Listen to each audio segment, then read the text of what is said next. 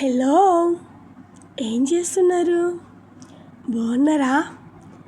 సరే కానీ ఈరోజు నేను క్యాబేజీ ఫ్రై, నెయ్యి రెండు కాంబినేషన్ తోటి మీ ముందుకు వచ్చేసాను. ఈ క్యాబేజీ ఫ్రైని ఎలా చేయాలో చూసేద్దామా? చాలా టేస్ట్గా ఉంటుంది. ఓకేనా? ముందుగా పొయ్యి మీద ఆయిల్ పెట్టి వేడైన తర్వాత తిరగమాత గింజలు వేసుకుందాం. ఆ తిరగమాత గింజలు వేడైన తర్వాత అందులో సన్నగా తరిగిన ఉల్లిపాయ ముక్కలు, పచ్చిమిరపకాయ ముక్కలు వేసుకుని లో ఫ్లేమ్లో వేగనిద్దాము. ఇలా వేగిన ఈ ఉల్లిపాయల్లో కొంచెం అల్లం ఎల్లిపాయ పేస్ట్ వేద్దాము. సరేనా? అల్లం ఎల్లిపాయ పేస్ట్ ప్యాకెట్ కన్నా మనం ఇంట్లో నూరుకుని స్టోర్ చేసుకున్నది చాలా టేస్ట్గా ఉంటుంది. నేనైతే ఒకేసారి ఒక 15 డేస్కి సరిపోయేలాగా చేస్తాను. నా దగ్గర అది అయిపోవటం వలన బయట నుంచి ప్యాకెట్ తెప్పించుకున్నాను.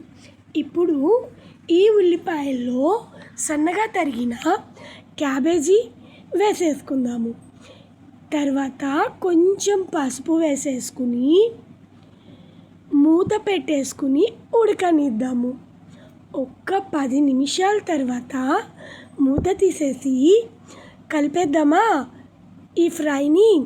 ఇప్పుడు మళ్ళీ మూత అస్సలు పెట్టకూడదు. మూత పెడితే మెత్తగా అయిపోతుంది. ఇలా వేగిన ఈ క్యాబేజీలో మన టేస్ట్కి తగ్గట్లు సాల్ట్ వేసేద్దాము. సాల్ట్ వేసాక కూడా కొన్ని వాటర్ వస్తాయి. సో ఆ వాటర్ కూడా మొత్తము ఇనికిపోయేలాగా లో ఫ్లేమ్లోనే మూత పెట్టకుండా వేగనిద్దాము. సరేనా? ఇలా వేగిన ఈ క్యాబేజీలో మన స్పైసీకి తగ్గట్లు కారం వేసేసుకుందాము. ఓకేనా? నేనైతే కొంచెం కారం తింటాను కాబట్టి కొంచెమే వేసాను.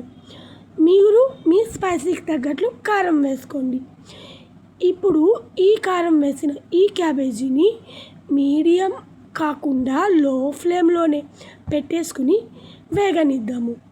చివరిగా కరివేపాకు వేసేద్దాం. చెప్పాను కదా, నేను ఎప్పుడూ కరివేపాకు ఫ్రైస్లో కానీ కర్రీస్లో కానీ దేనిలో అయినా లాస్ట్లోనే వేసుకుంటాను. ఎందుకంటే కూరకి మంచి టేస్ట్ రావటానికి అన్నమాట.